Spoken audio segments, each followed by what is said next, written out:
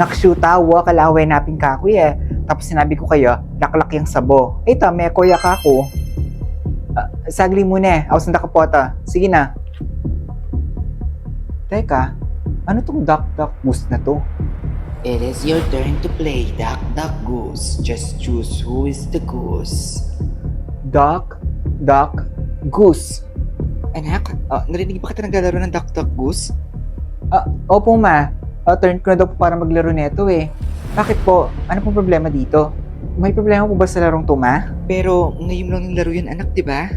Opo. Sabi naman po niya, pipili lang daw po ako kung sino yung duck at saka sino yung goose. Kaya feeling ko, si Jack yung goose. Oh my God, anak, bakit nilaro yan?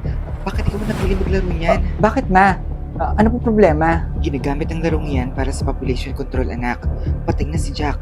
Patay na yung pinili mong goose. Teka, ano pong sabi nyo?